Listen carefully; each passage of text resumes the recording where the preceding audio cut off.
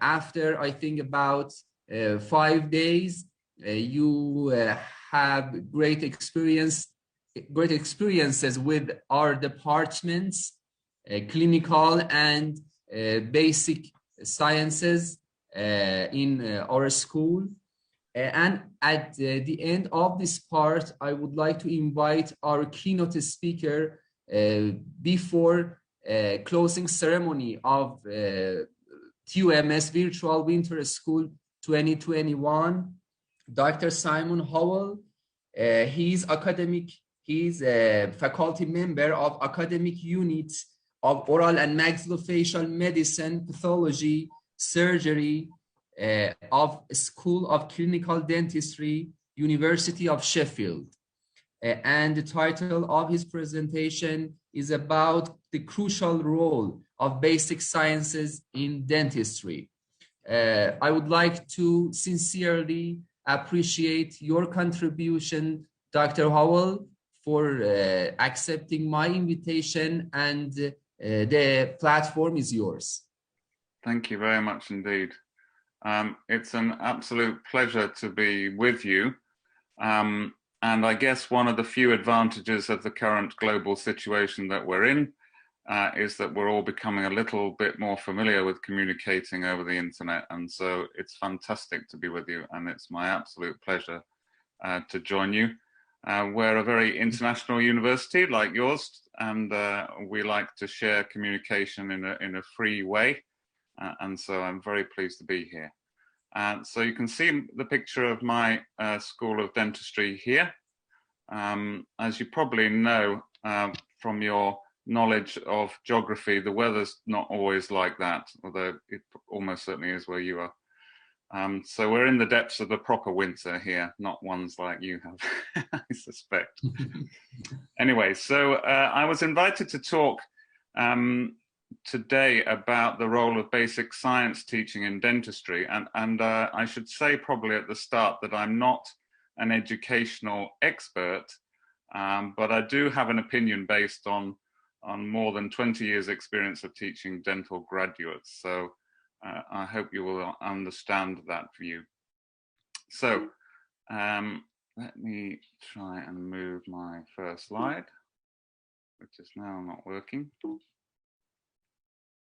Oh, there we are. So just a little bit more about me, just to set the scene. So I'm a non-clinical member of academic staff, but I'm based in the dental school. My first degree is in life sciences, which was mainly physiology, microbiology, biochemistry. And then I went on to do a PhD in experimental pathology as a broad term. I was actually studying the pathogenesis of peritoneal adhesions, which some of you may know commonly form after abdominal surgery and are a major cause of small bowel obstruction and infertility in women. So I was looking at the molecular mechanisms of that, and I've always been fascinated with the molecular mechanisms of disease in general. I went on to do two postdoctoral positions. One, the first carrying on my work with surgical science, working with general surgeons, and then secondly, working in the area of thrombosis and vascular biology. I've always worked with clinical colleagues, so initially medics, but then since 1998 with dentists, in particular oral pathologists. So I think that's why I appeared on Puyan's radar. So I first started off at the Eastman Dental Institute, which some of you may have heard of, at University College in London. And it's there where I joined Professor Paul Spate's research group and supervised some students and did some teaching, and then essentially followed him up to Sheffield, where I am at the moment and have been since 2003. Again in the Department of Oral Pathology there. So that's a picture of me. You can see me anyway. That picture is probably quite old, so I look a bit younger in that picture. I've also included, which is perhaps another reason why I was asked to talk today, is that I relatively recently co-edited a textbook And so we felt that we needed a more specific textbook to support basic sciences for our dental undergraduate students. So there's a picture of that there. For those academic members of staff, there's a warning from me as well that if you haven't written a textbook already, don't do it, would be my recommendation. It takes a lot longer than you think it's going to take. And if your colleagues are helping you do it, then I'm afraid some of them will let you down. Generally, the nearer to the office that they were to me, the more lengthy the delay in getting their writings to me. But that's my own personal experience. You may have a different one. Just a little bit about the School of Clinical Dentistry, University of Sheffield, just to give you some idea of the place.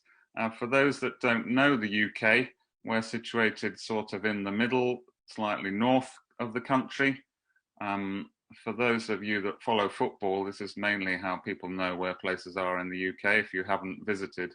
So we're quite near to Manchester and not too far away from Liverpool and Leeds, as you can see on the map there. And so we have 3 main undergraduate programs. We obviously have a Bachelor of Dental Surgery, a BDS we call it in the UK, our 5-year clinical program leading to registration as a dentist. And we have about 80 students in each year for that course. We also run a dental hygiene and dental therapy program. There are about 20 students on that. And recently we introduced a non-clinical undergraduate degree in biodental science and technology, and we currently have about 10 students a year on that course. We offer a number of postgraduate courses. We have taught doctorate, a DClin Dent, in the restorative specialties in periodontology, endodontics, prosthodontics, and pediatric dentistry. We also run MScs in material science and dental technology, and a clinical program in diagnostic oral pathology, and also masters in dental public health and international dental public health. Our research is divided into 3 main themes. So we have a bioengineering and health technologies theme that are interested in the application of things like tissue engineering to regenerate tissues and some material science. We have a broad group which we call integrated biosciences that covers cancer biology, microbiology, and those sort of subjects. And then finally, we have a public health group, which we call person-centered and population oral health. So that gives you a little bit of an idea of what we get up to in the dental school. So that brings us then to today's presentation, where I'm going to talk about basic science in dental education. And I'd be very keen to hear your views at the end of this presentation. First of all, I'm going to look at the need for basic science education, perhaps more controversially, how much we need and which bits, and then also mention something about who delivers that teaching, which I think is one of the important things I want to get across today from my own experience. I'm going to mention about how we integrate basic science with more clinical subjects. So in a way, that's kind of when you do the science teaching. And then finally, I'm going to talk about some scientific advances and what we call in the UK research-led teaching, which crosses over with some of this subject matter that I'm mentioning. And then I'll finally summarize some of my thoughts at the end. Okay, so if first of all we look at basic science, why do we need that as part of an undergraduate dental curriculum? Well, I think most people would understand that there needs to be some basic science education to form the foundation for clinical subjects. And as our General Dental Council that controls dentistry within the UK has put it in their document of 2015, the relevant sciences that underpin clinical domains, they call it, or clinical practice, and they're fundamental to the understanding of conditions, and that includes disease processes, of course, and how to treat them. So the General Dental Council, along with many other people, do understand that obviously dentistry undergraduates need to have a firm grounding in the basic sciences. And the other thing that I would mention here is that one thing we need to bear in mind is that we are operating in a university that has a number of other programs, of course, and they exit with a degree from our university that is more than just a technical training. So we're very lucky in the UK because of the popularity of dentistry. We can recruit the very brightest and most able students, and we have to remember they're also having a university degree and not just a technical training. So it's important that there is an academic content to their program, of course. The other thing to say is that, of course, it distinguishes dentistry from other allied professions. So a previous professor explained to me the difference between the dental hygiene and dental therapy students, apart from the length of their program, was that the dentists need to know why in some detail. And that's not perhaps the case for some other allied dental professionals that are more technically related.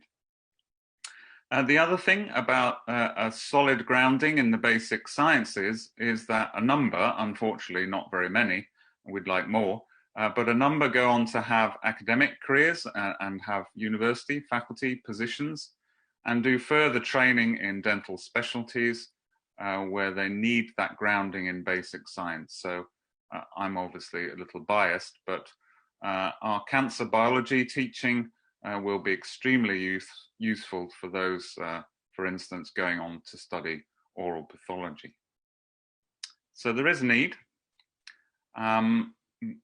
Also, there is a need to make that relevant to dental education as well. So it's not just that we need it, we need the students to understand why they need it. And this is an interesting article by Bruce Baum from the US, who's a very experienced researcher in gene therapy and things to do with salivary glands. You may be aware of his work, a pioneer, I would say, in that regard.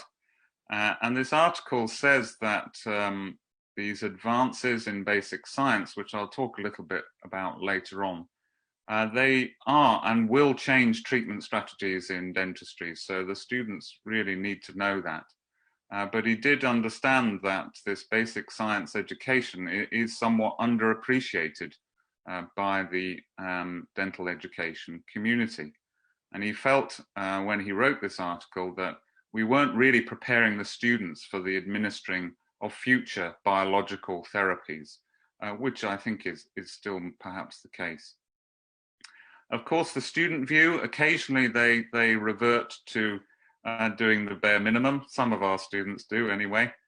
And if you ask the students about basic science, they felt that to a certain extent, this was just a set of facts they needed to learn to get through their exams during the first couple of years of dental school. And that's a great shame. And it does frustrate me a little bit when we have students at interview that say they love biological science, they want to do something helpful for patients or practical with their hands.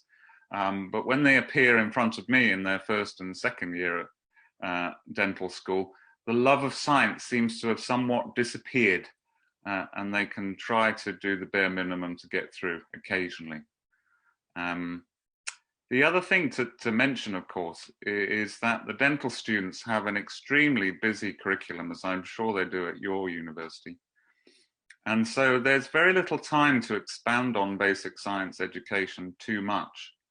And again, when Bruce Baum wrote this article, he felt that the students did what was required just to get them through their licensing exam. So if there was extra research information, basic science education that they felt they didn't need, then they would be very selective about focusing on the clinical subjects that they needed to pass their exams. He finishes off with a fairly stark warning to the profession, so that if dentistry is to remain a significant healthcare profession, it must embrace biomedical science and scientific thinking. And he wrote this back in 2003, but I think these findings are probably still relevant and unfortunately probably still true. So if we've established that students need to have a basic science education, and we've established that we need to make that as relevant as possible, which I'll come back to later, then who's going to do this teaching? And a lot of this, of course, will depend on your local situation and the type of teaching staff you have available.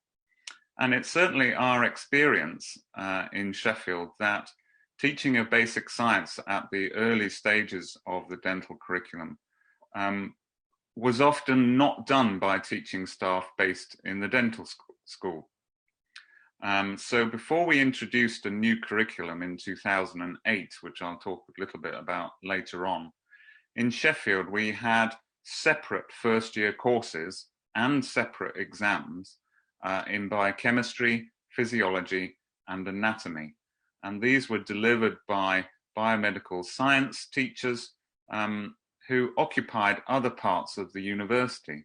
So it was the case historically that certainly in the first year of the dental program, the students wouldn't even be in the dental school. And we felt that that was a significant disadvantage, that they couldn't start to form this community. They're very close with each other, of course, on this challenging program, but they couldn't mix very easily with the other students from other years or feel some affiliation to the dental school as a building, a place, as a centre, if you like. So we looked to change that, and we did change that.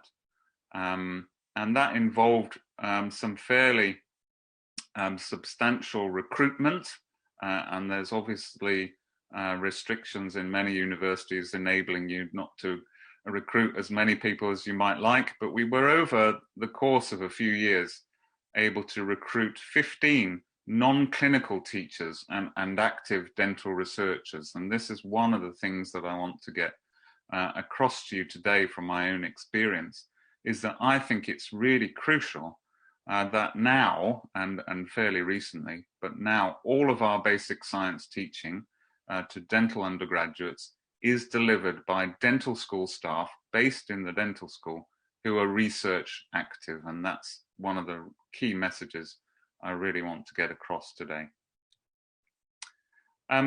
Just a bit of research that I came across with an article written fairly recently about trends in education. Marilyn, Lantz and Charles Shuler wrote this about US and Canadian medical and dental schools. And you can see from the table that apart from gross anatomy, which tends to be taught in specialist units, it certainly was traditionally at our university, although now it's taught in that unit on cadavers, but by dental school staff. You can see generally, if you look at the dental school column, that from 2001 and 2 to a decade later, there is an increasing involvement of dental school staff in basic science education, particularly in subjects like physiology and pathology. And the local arrangements for gross anatomy, if that's done on cadavers, might explain the difference in the figures that you can see in regard to that. Generally, an increase in some shared teaching as well, particularly for gross anatomy. And you can see in the medical school column that generally those figures are decreasing over the time. So there does seem to be a trend for a number of dental schools to involve more dental school staff in the teaching of dental undergraduates, whether that's a purposeful mission or whether that just reflects funding arrangements, for instance, within universities. I'm not exactly sure. So now we get to the tricky question of establishing basic science teaching is necessary. We've arranged who might deliver that teaching. but how much basic science teaching do they do? And I think this is where perhaps there's a broader number of opinions within the academic dental community. So I think that's quite difficult to assess. I'm pretty sure that if I asked some of you what they thought was fundamental science for dentistry, that might be different from if I asked another person. There's also some published evidence that there might be a difference in opinion between clinical and non-clinical staff.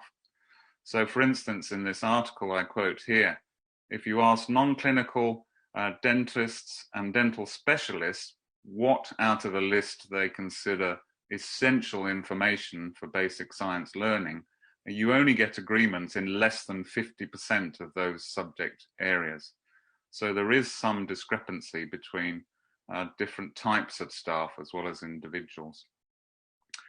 The previous article I quoted from did state that there's great variability in the total number of hours of basic science teaching, and that's possibly related to the local expertise that's available, access to teaching outside the dental school, local arrangements essentially. Should the basic science teaching for dentists be the same as medics is another subject worth looking at, and there is an article and the references for these are at the end of my presentation. Most dental students in this study in 2008 thought that it should be the same as medical students, and they deemed anatomy and pathology to be the most important subjects that they should be studying, followed by microbiology, histology, and biochemistry. It is possible, and it certainly was the case at Sheffield before we made some quite big changes to the way we deliver our undergraduate curriculum, that these were historical things, that this person did this teaching just because they'd done it for years and years, and they just gave whatever teaching they gave to maybe other subjects, other courses within the university. And that's a point which I'll mention again in a minute. So a lot of these issues to do with basic science are somewhat historic, and it's always been done this way. It is something that's quite common, I think. So again, if we go back to the governing body for dentists in the UK, the General Dental Council, they published this article revised in 2015, which are the learning outcomes for every member of the dental team, including dentists. And it forms the basis of our curriculum in that we have to ensure that our teaching delivers all of these learning outcomes for our dentists over the 5 years, so that when they graduate, they can be registered with the General Dental Council and allowed to practice. Now, the General Dental Council have a view on basic science teaching. They do, as I've said previously, recognize that it does underpin clinical practice and understanding of disease processes, but they do stress in this article that it must be relevant to the practice of a dentist. So they're quite clearly saying here that you need some basic science, but you don't need too much. It must be directly relevant to the practice of a dentist, which I suppose is not unreasonable as a non-clinician. I think that's slightly a blinkered view of the world, but anyway. And it's interesting to note that so a graduating dentist needs to have shown that they have passed 152 learning outcomes, but only 5 of those relate to basic science. I think about 20 or 30 of those relate to periodontology, but about 5 relate to basic science, and that is to do with anatomy, physiology, materials, medicines, pharmacology, and microbiology, but a lot of those learning outcomes relate to cross-infection and things like that, so not fundamental microbiology. So the General Dental Council, that essentially controls what we teach our dental students, really does require students to have a pretty minimal understanding, in my opinion, of basic science. Fortunately, we have other people that sort of push against that. And this group of people and other people from the Science Educators in Dentistry Society that we have in the UK is a small but fairly active research society, and they lobby as well for changes to the documents that I've just mentioned, for instance. And they very helpfully came up with what they decided was a core curriculum in the biological and biomedical sciences for dentistry. And this really gives us a document that we can map our curriculum to. And needless to say, these group of scientists and dentists have a much broader view than the General Dental Council. So that's where potentially the conflict arises. But I'm definitely with these guys rather than the GDC on this one. And I'll show you in a minute some of the subjects, more extensive subjects than the GDC, that they suggest are essential for a graduating dentist. So these document form the basis of the Association for Dental Education in Europe, or ADE, and this core curriculum for biological and biomedical sciences.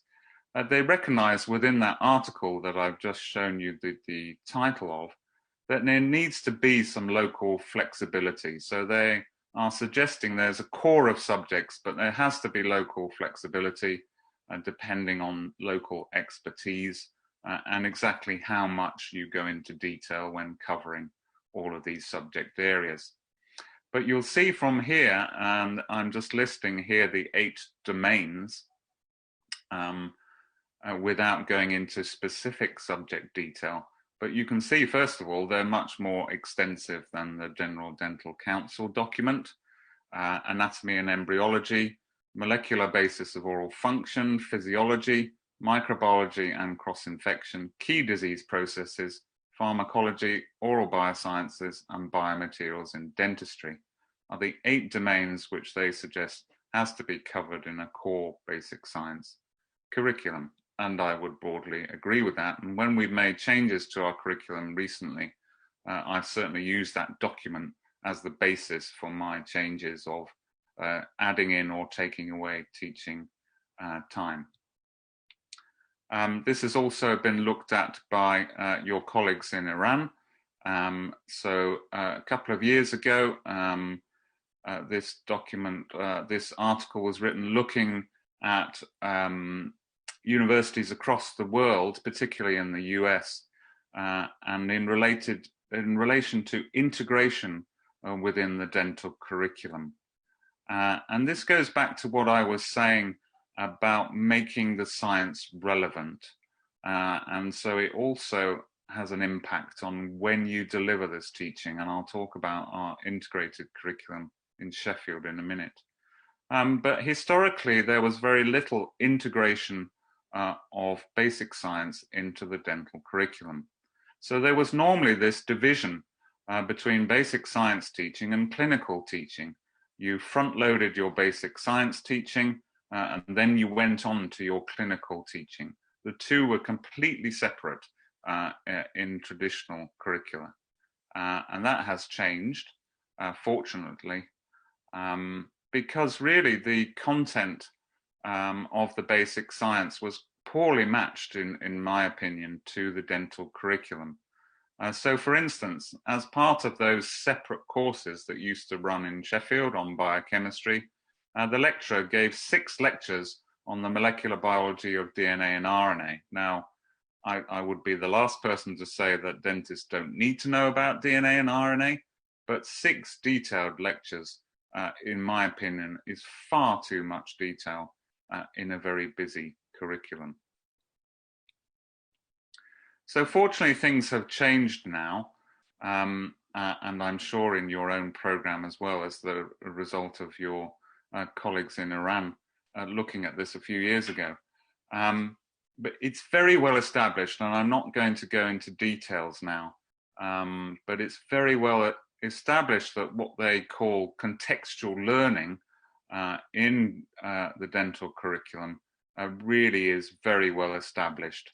So essentially that's teaching basic science subjects along with the clinical subjects makes the science more relevant And in the one example that I've listed here, there's some evidence that if you do that teaching at the same time, students make that connection between the basic science and the clinical subjects, and they're able to recall that.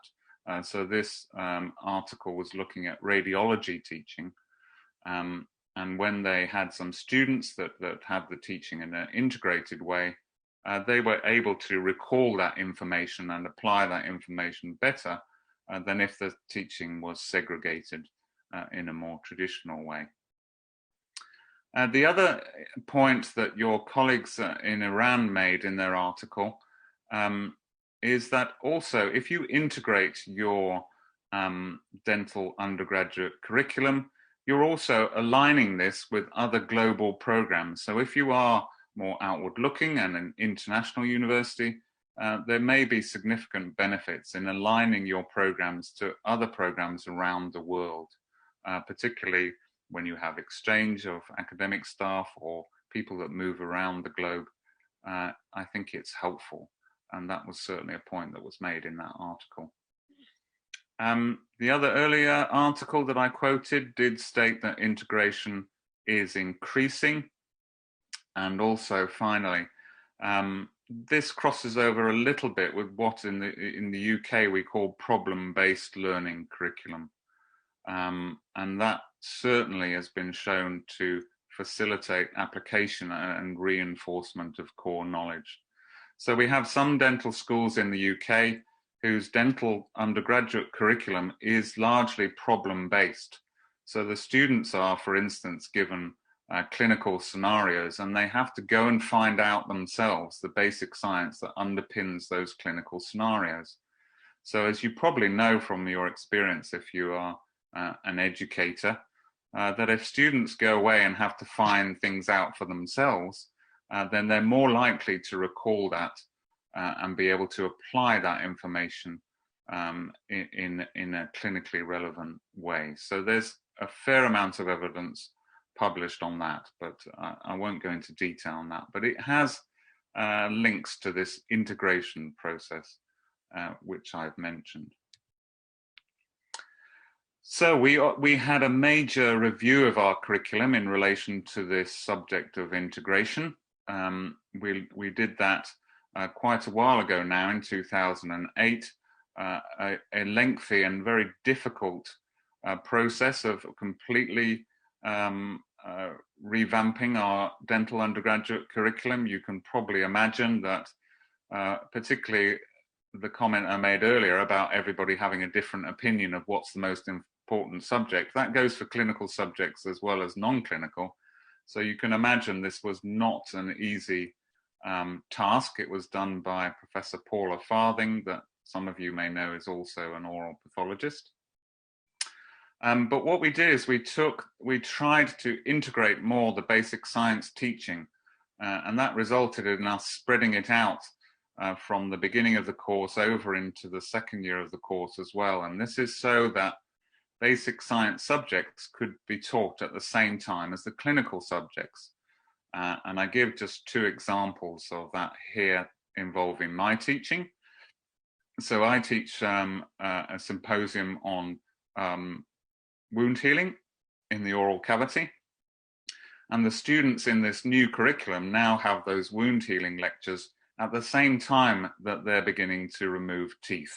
So at the same time as their exodontia clinics, they're learning about wound healing. So hopefully they can make the connections between the two.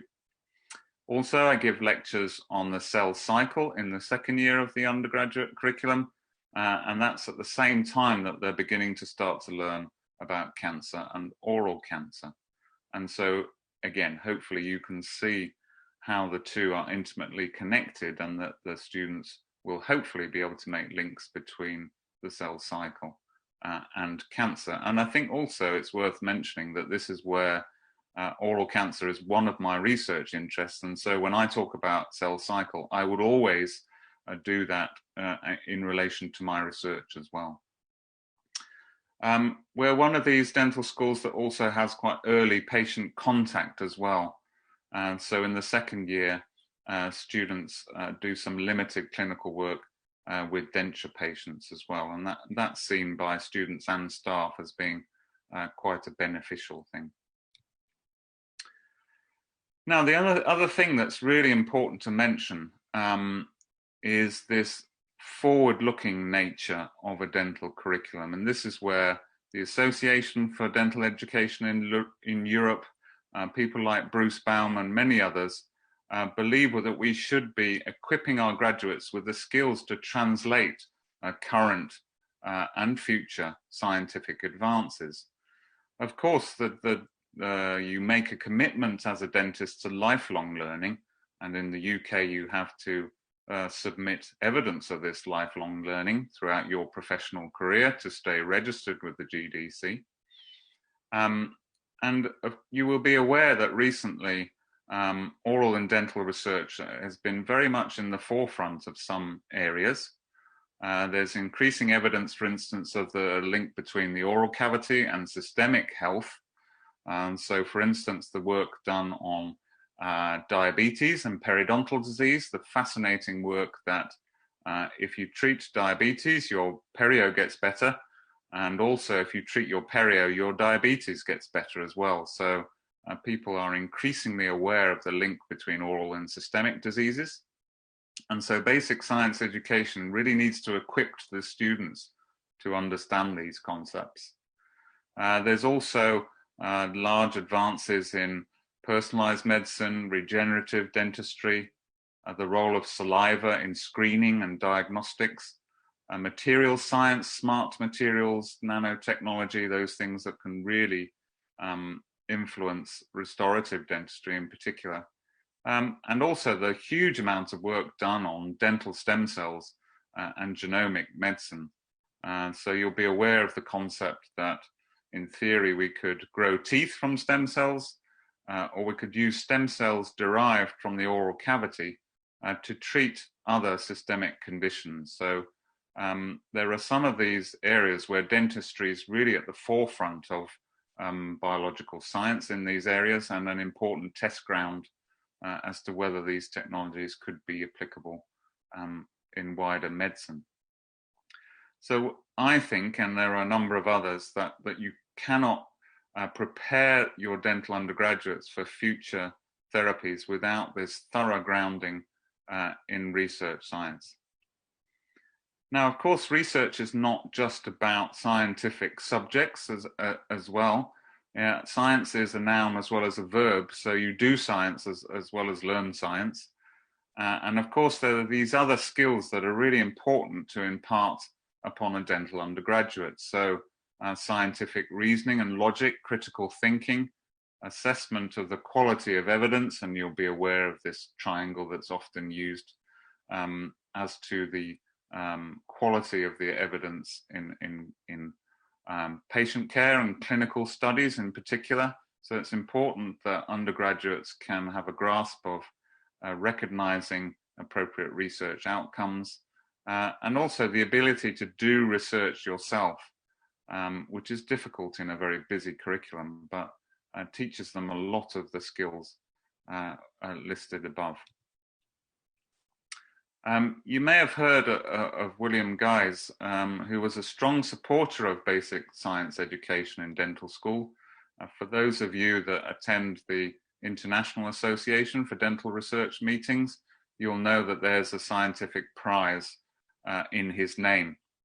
And he really established dentistry in the US as a proper science, if you like, had a scientific basis.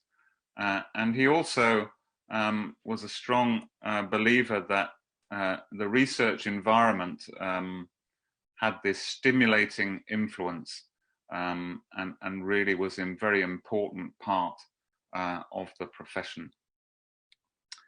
I believe that too, and so we like to think that we give teaching in a research-led way. Our university motto, which you can see from our university badge here, is Latin, and its broad translation from Virgil, the Roman poet, is to discover the causes of things. And I particularly like this motto because I like to discover the causes of things too. But research is, of course, about the acquisition of new knowledge, but it's about much more than that as well. So as I suggested earlier, being research active informs my teaching and that of my colleagues. Research is a way of thinking too, a method, an ability to question whether something is true or not, isn't it? So my university and of course many others in the UK pride themselves on research. It's an important part of our reputation nationally and internationally. It attracts a lot of funding, and it is an expectation as well of a top UK university. In the UK, we call that the Russell Group of top universities in the UK. Now, a few years ago, I asked students what they thought about research. So when they came to interview, I asked them how research might impact them as an undergraduate student. A lot of the students had looked at the website, seen what fancy research we were doing to promote ourselves, and they said, oh, that looks really interesting. And I said, well, how's that going to impact you as an undergraduate? And their answers fell into these three domains. So first of all, they felt that research kept lecturers up to date. And in that way, they were seen as experts within their field. And also they pointed to the fact that they could actually do research as part of the dental curriculum. And we have what we call an intercalated degree, where they can take a year out from their dentistry program to do research in our labs or with one of the other groups. Research is also an important transferable skill, I think. It involves research information gathering and planning. If you're doing laboratory-based work, it's manual dexterity. You have to keep records and analyze data, of course, and you communicate those findings with others within the department or at national meetings, for instance. You have to make posters or presentations, and these are all very important generic transferable skills. So I think I've gone on longer than I thought I would. I apologize. Hopefully there's still some time for some questions, but just to summarize and conclude, what I would say is I think now, certainly in the UK, there's some quite good guidance on what basic science should be taught in the dentistry program. That integration with clinical subjects is really key within the curriculum. So for those involved with such things, you might want to think about that even more. In my opinion, the benefits we have in Sheffield is that all of our basic science teaching is done by active dental researchers based in the dental school. And in my mind, that helps to make the basic science relevant and applicable to our dental students. And finally, as I mentioned previously, be forward-looking in your curriculum too. Science changes all the time. We're seeing very rapid developments with gene editing and all sorts of things like that that were not thought possible even a few years ago. And some of these will, I think, influence dental practice. So we have to prepare our students. I think we have a duty to prepare our students for research developments, particularly those that will change dental practice. So thank you very much for your time and attention. I can make this presentation available somehow through Puyan. If it wasn't recorded already, I didn't ask that. I'm happy for that to be shared if possible, but if you're interested, these are the references that I have used. And so I welcome any questions or comments, really. Okay, thank you very much, Simon, for your impressive presentation. It was great and informative because I think basic sciences, teaching and learning basic sciences in dental schools are great challenges worldwide, and also in Iran we face with such challenges.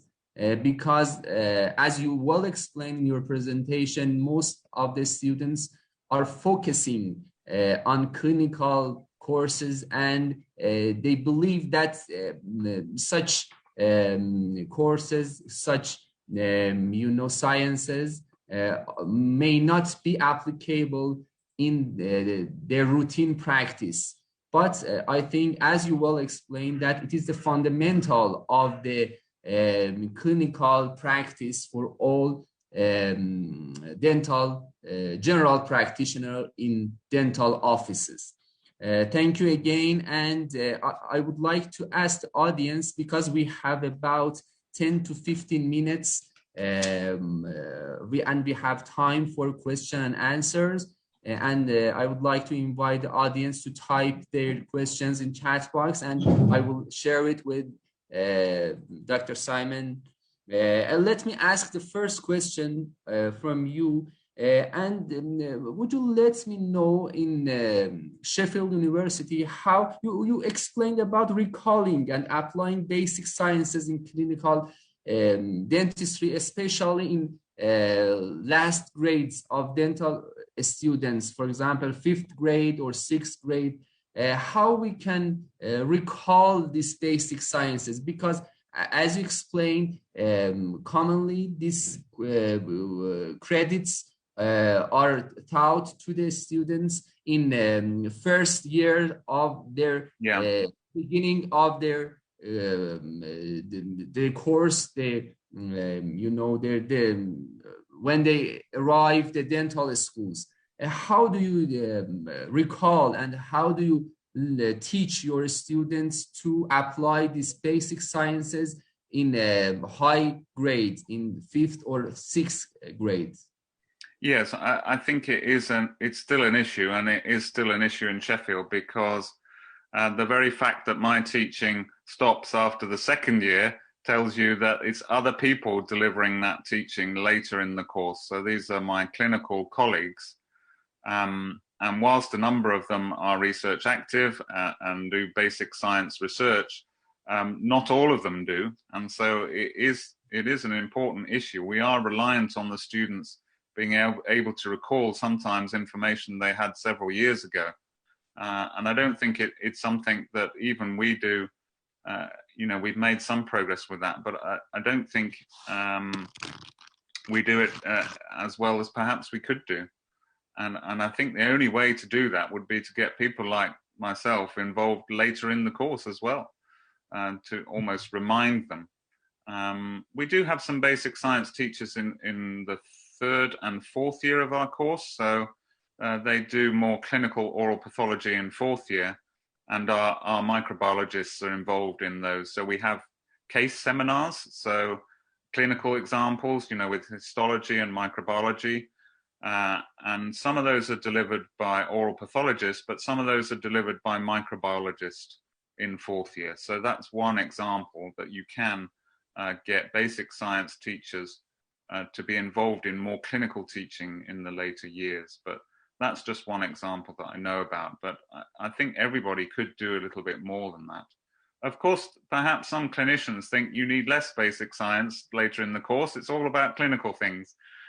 So there's a balance here, isn't there?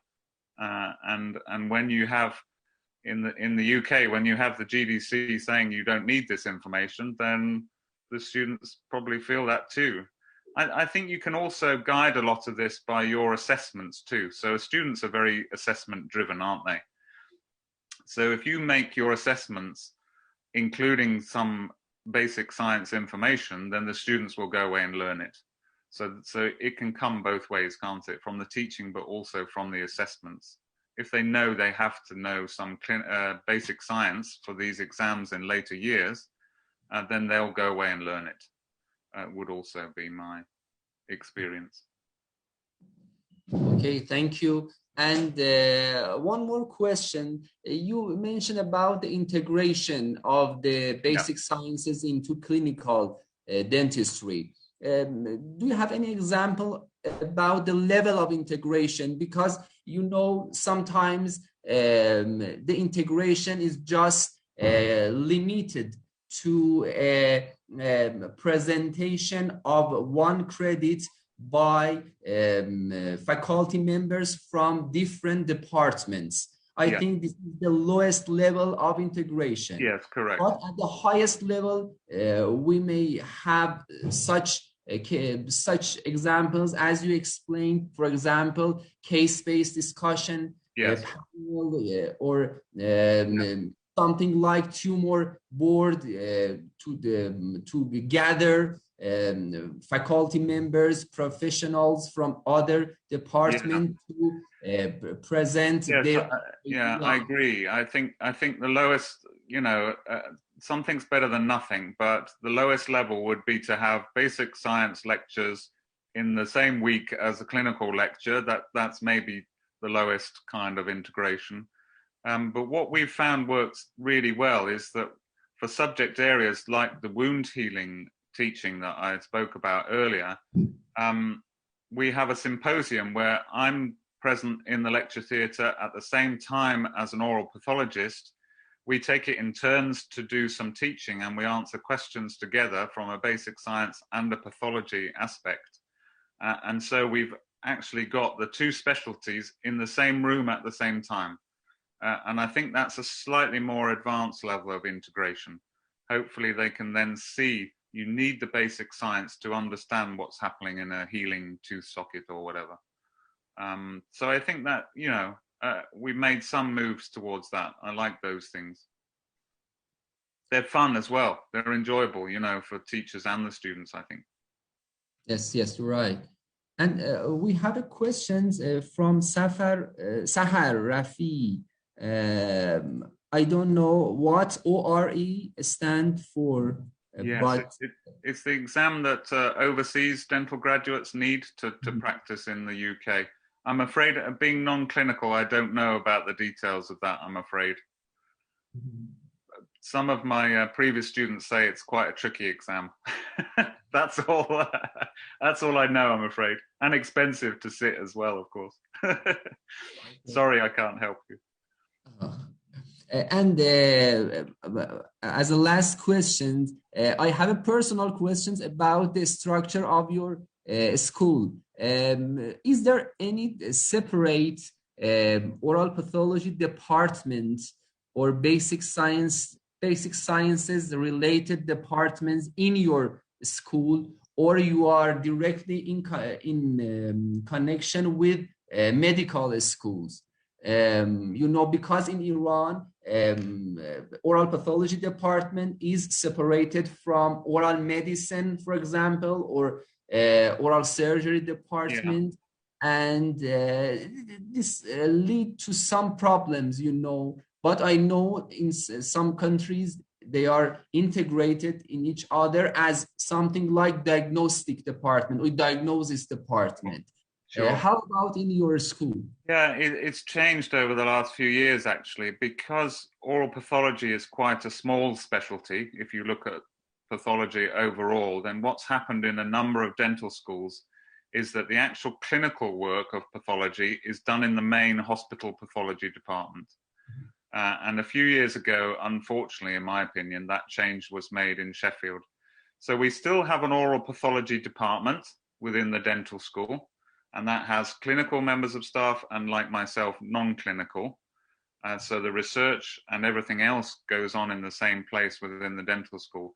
But the actual pathology reporting, so where the reports are made on the slides and the diagnoses, etc., that's now made in the hospital building, which is just across the road, but it used to be done within the dental school itself. But it's just the way resources are managed now. And it was seen as more efficient for that to be part of the hospital pathology.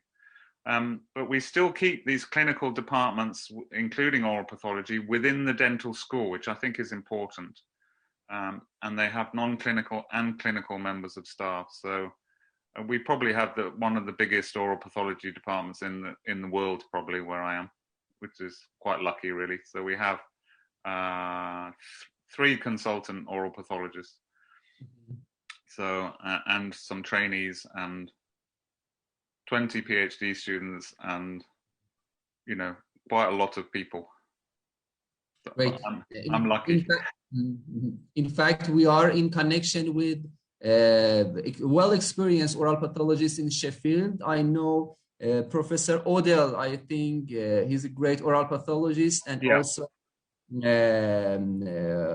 other professors in Sheffield, and I think they're pioneer in oral pathology field in the world. Okay, thank you very much, Absolute pleasure. Simon. It was a great honor for us to have you in this course, and thank you very much for sharing your brilliant experiences with us.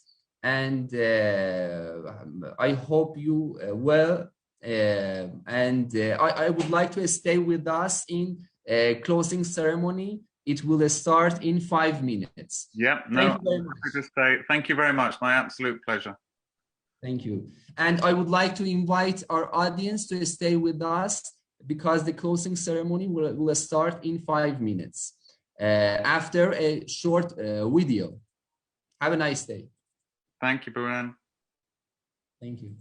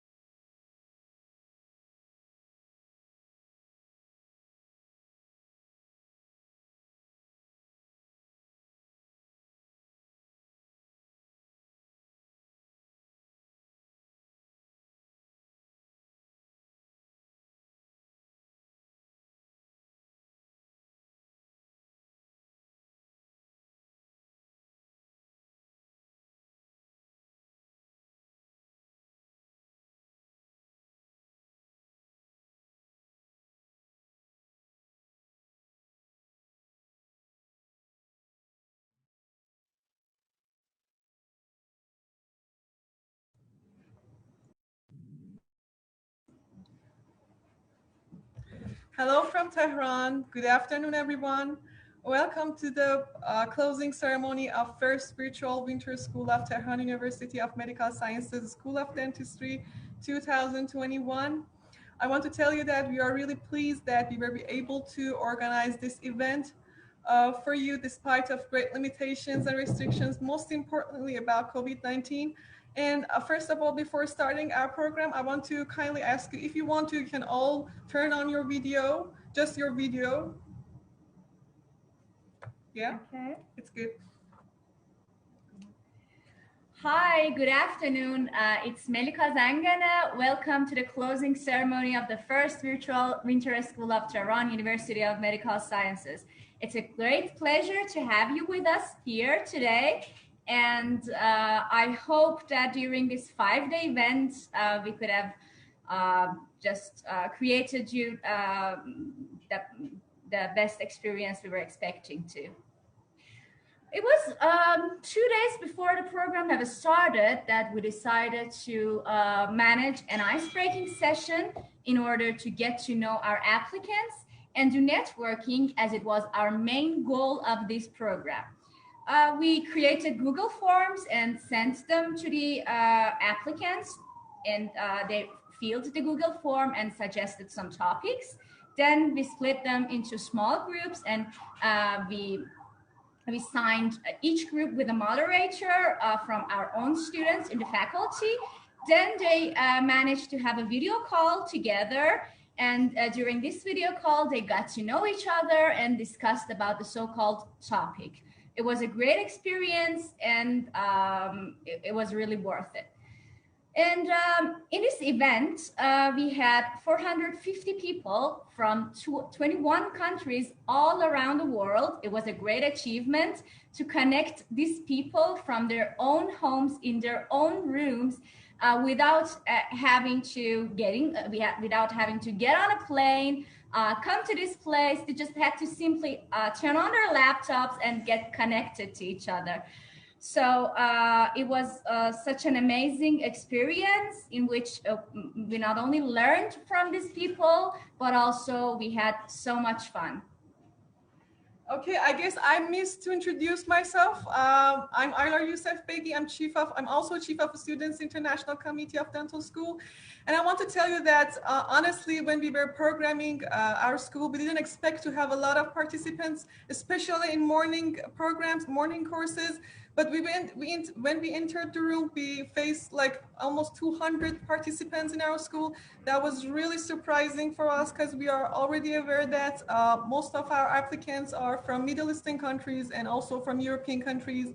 And they are sometimes 1 hour and a half and sometimes 2 hours and a half behind Tehran local time.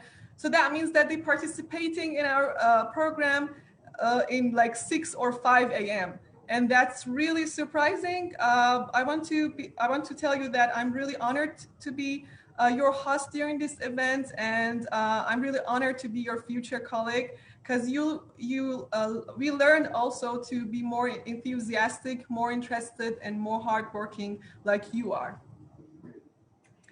Okay, I think we are going to show our video clip. I think you will find it quite interesting. Just please, moderators. It's a video about behind the scenes, so please.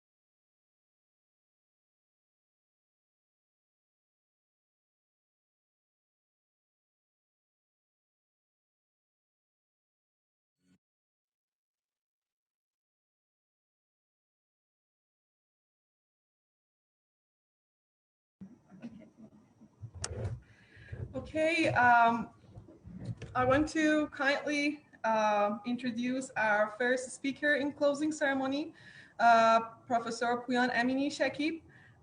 He is a professor, associate professor in pathology department, and he's also a vice dean of international affairs in Tehran University of Medical Sciences School of Dentistry. But I want to take this chance to express my greatest gratitude and appreciation to him because without exaggeration, he is not only perfect in his profession as a pathologist to motivate students in pathology, but also a good example and great role model for every one of us. And he's a really good role model for a person who is really, really, truly in love with his career. So I want to tell you that all of us, on the behalf of CCODS team, that it was our honor to be your student in pathology and also part of your team. Yeah. I want to express my greatest appreciation and gratitude as well for Dr. Puyan Amini Shakib. If it wasn't for Dr. Shakib's great work and great support, we weren't able to organize this winter school as it happened. And sometimes even after the work hours, he stayed and held meetings with us.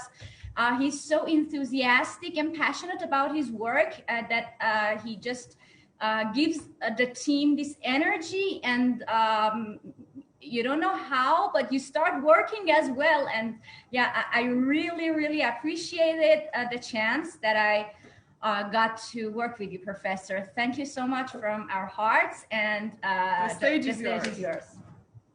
Thank you very much, Medica and Aylar, for your compliments, but it was because of your presence and all of the audience in this course, because all of you were energetic, enthusiastic, and it helped me to run this course with my colleagues. First of all, I would like to let you know that this course, 411 students registered in this program from more than 20 countries worldwide.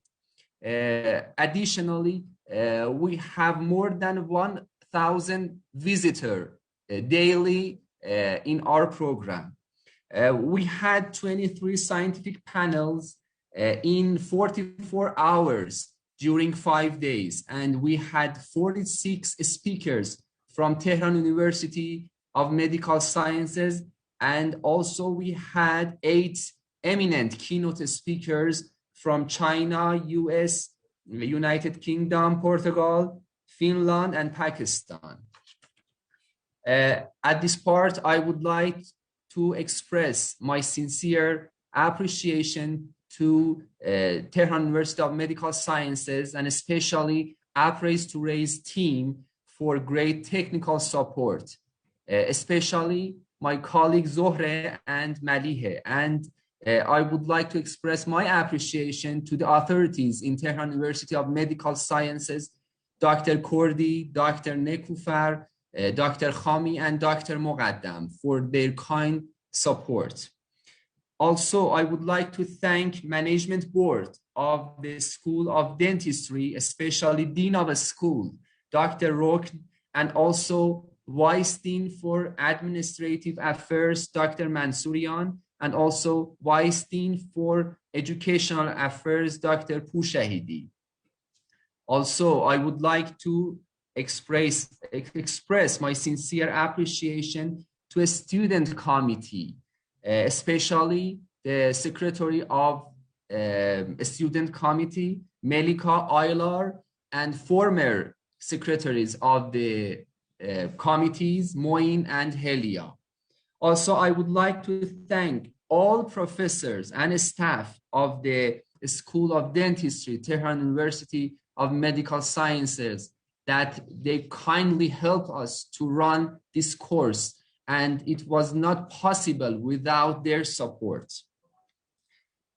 At the end of this part, I would like to express my sincere appreciation to my lovely colleague at the Office of International Affairs, Elahe, Fateme, Sahar, and Hamide. They kindly support me in this course, and I really appreciate your support.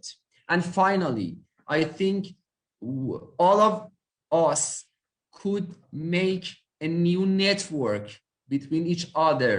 And as we talked about it in our speak and also in our lectures, we are looking for a world full of peace and scientific atmosphere.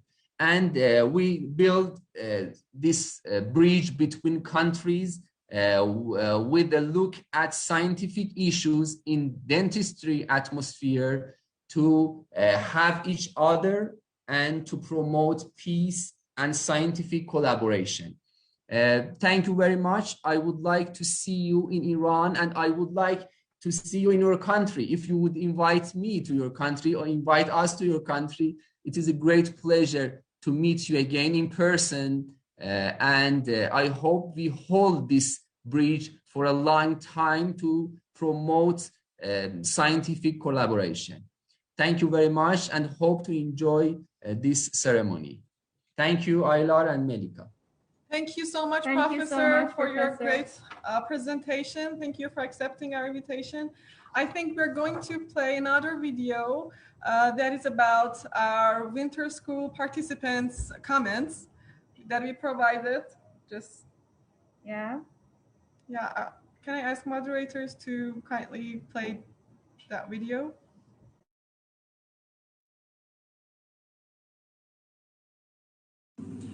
Special gratitude goes to Tehran University of Medical Sciences for organizing this wonderful virtual winter school 2021. It was a very good opportunity and a very good experience. We have learned a lot from different professors all around the globe, and I hope that the university will host more of these events in the near future.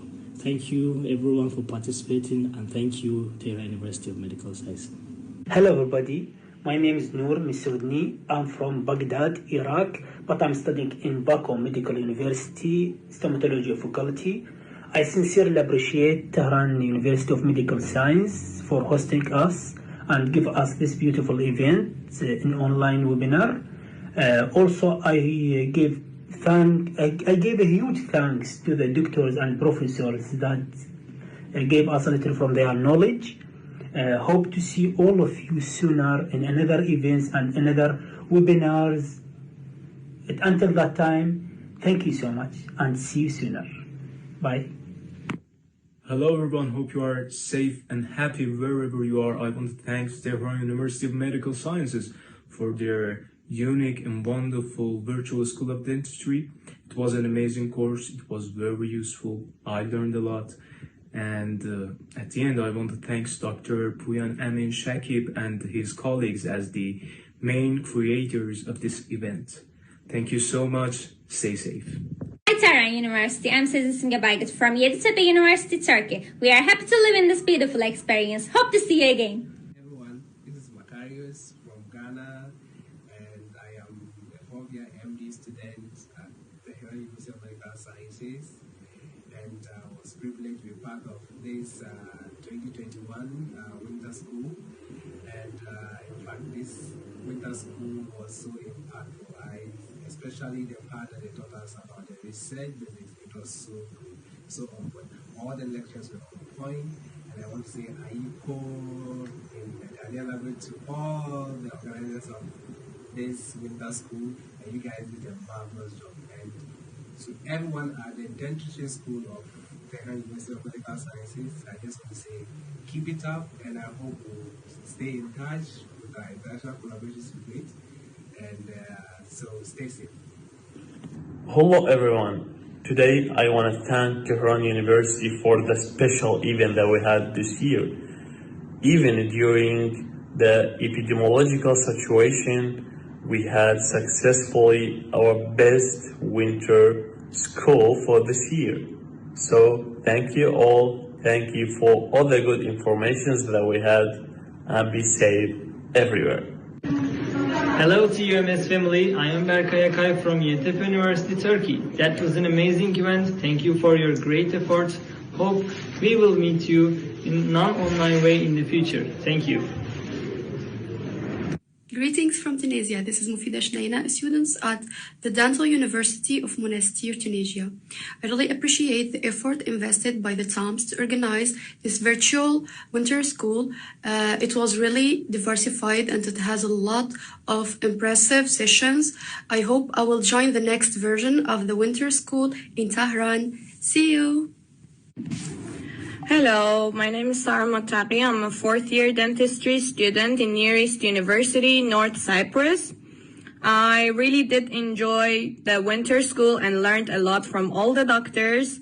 So I wanted to thank you for giving me this opportunity to participate in such amazing webinar.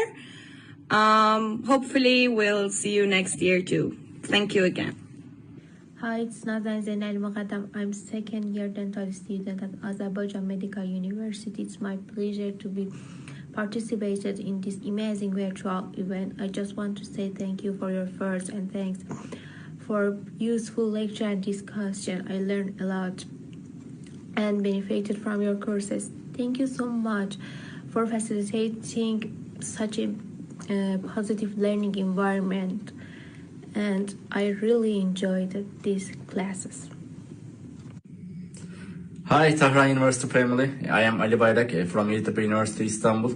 It was such a great and big organization. Thank you for everything. Hope to see you again. Hi everyone, this is Ru'a from Tunisia. I'm really glad to be part of this winter school. It was really interesting and very enriching for me.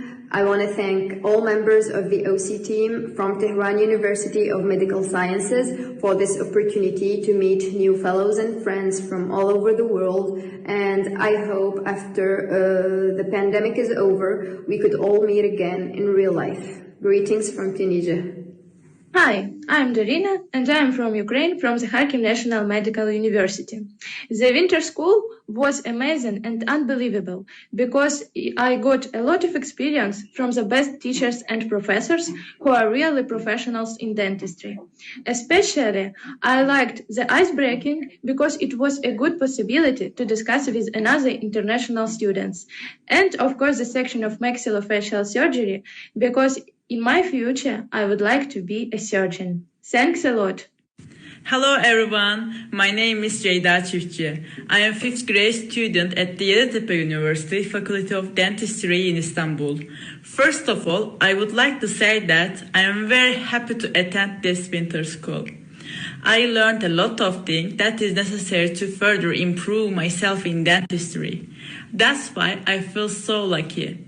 I would like to thank Tehran University, all the doctors, lecturers, and the students. Hope to see you in the next congresses.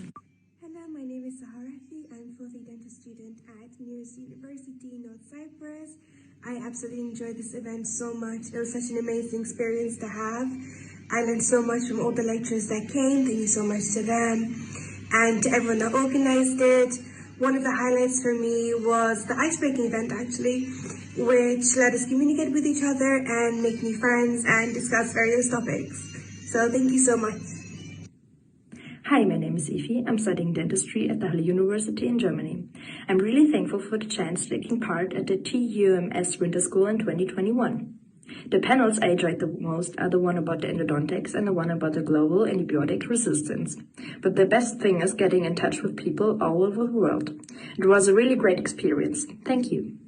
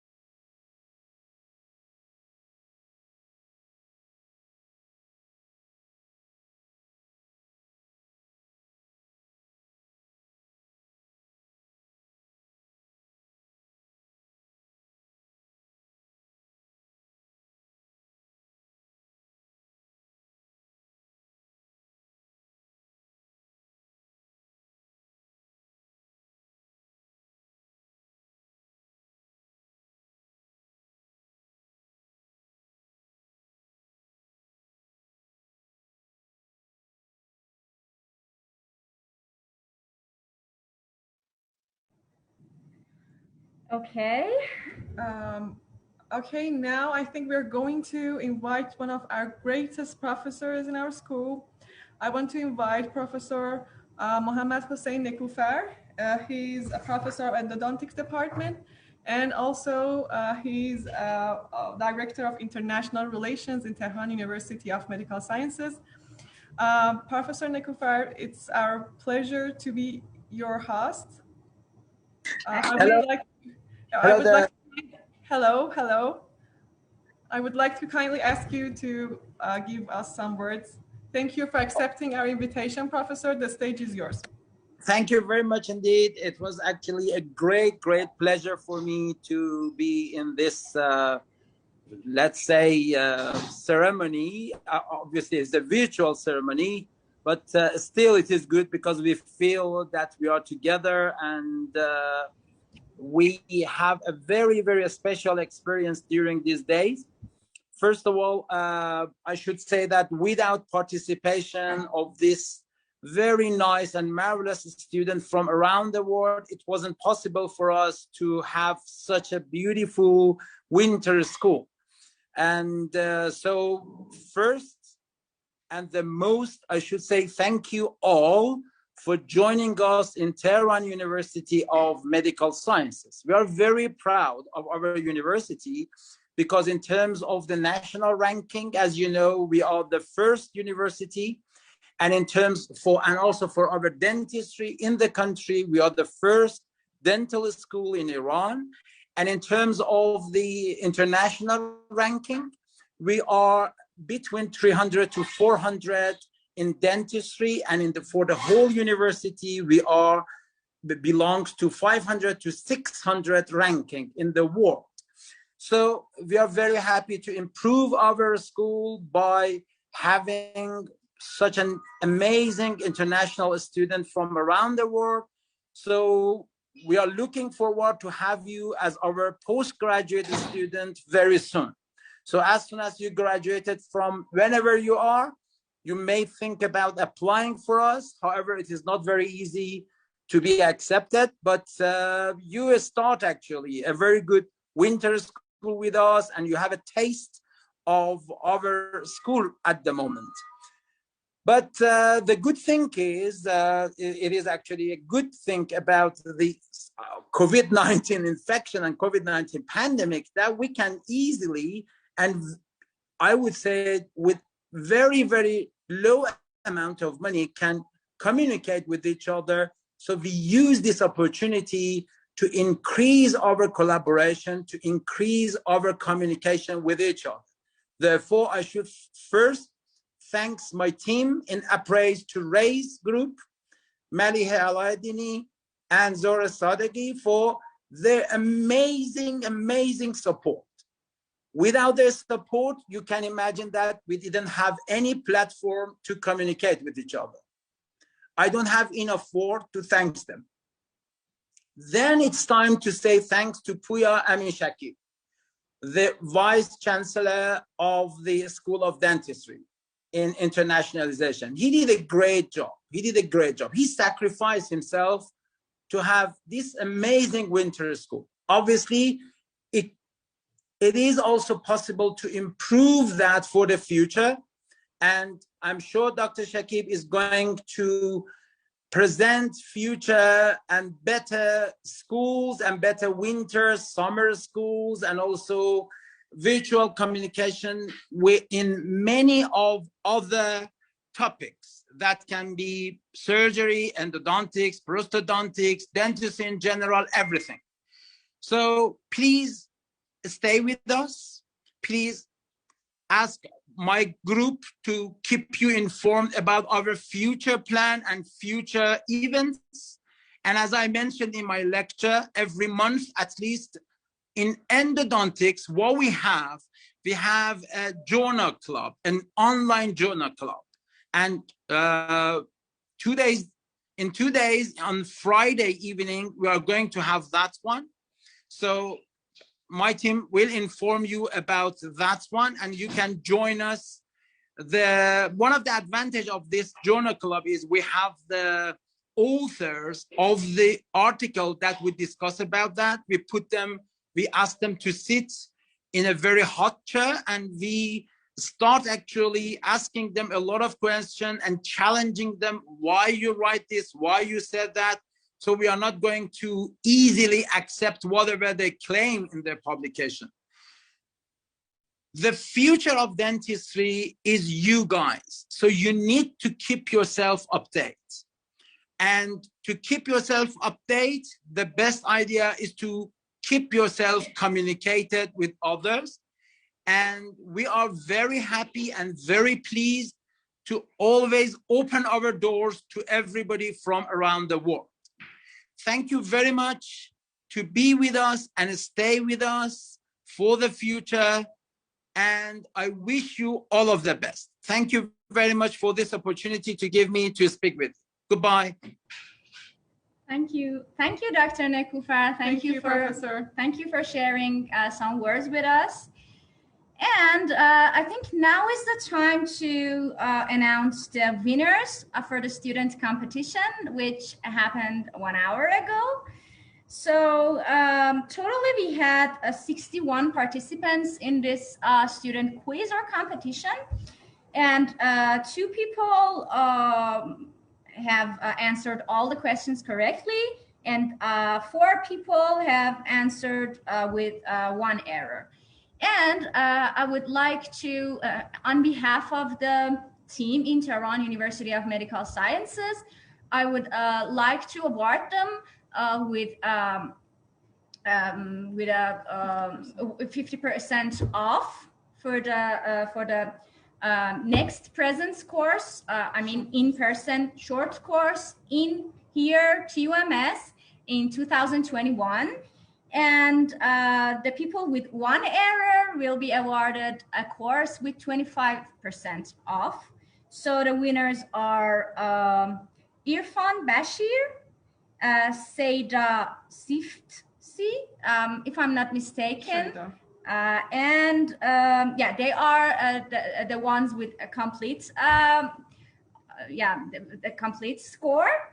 And the ones with 1 error are Hossein Bustani, Shiza Abbas, Puriya Peyman Mojdehi, and Hossein Al-Rubaye. I'm sorry if I didn't pronounce them right. And yeah, congratulations, you all. I will further announce the names in the WhatsApp group, and we will contact you.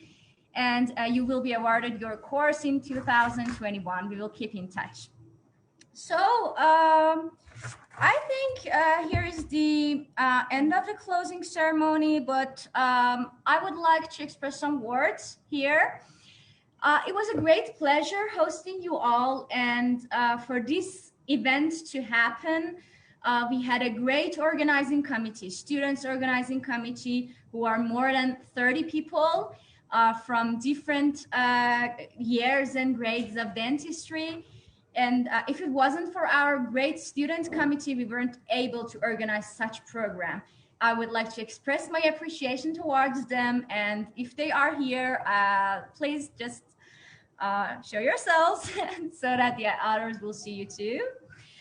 And I would like to express my great gratitude and appreciation towards Dr. Shakib. I said it earlier too, but if it wasn't for him, we couldn't organize this thing at all. And the best colleague in the world, Aylar.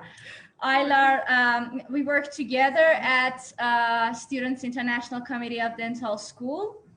We are both chiefs. She runs the team at the international campus, and I run the team at the main campus. We work together. And Aylar is the best colleague anyone could imagine of. Yeah, really. I didn't expect it. It wasn't in our plan. Yeah, but I should have said it.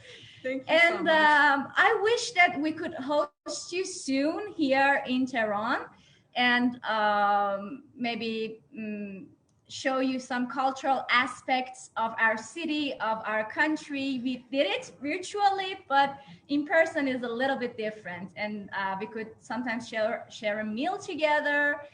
yeah, we would really appreciate it if we could see you, these faces in the future too, and keep connection. We are open to any collaboration, any new ideas, and basically we are an international team. I just share our social media with you. You can take a picture of it. We will share it in the WhatsApp group as well, but we can keep contact through our social media. Yeah, if you had any ideas, anytime you could reach us and we could discuss about it. And we are really, really, really happy that we made such great friends from all over the globe. And maybe if it wasn't virtual, we couldn't have this capacity to host 400 people. Yeah, clearly we didn't have the capacity to host you, but yeah, it was a great chance anyway. Thank you, Corona pandemic. What should I say? Thank you so much. Yeah.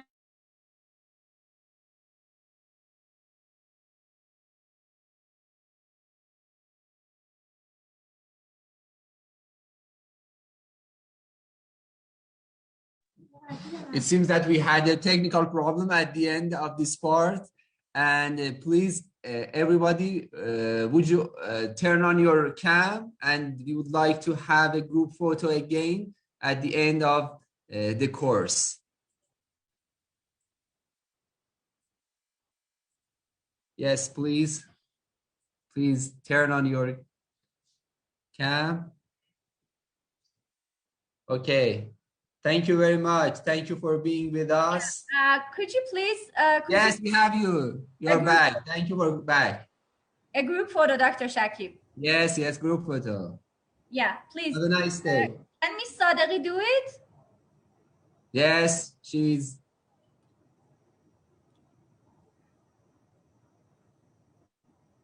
taking group photo.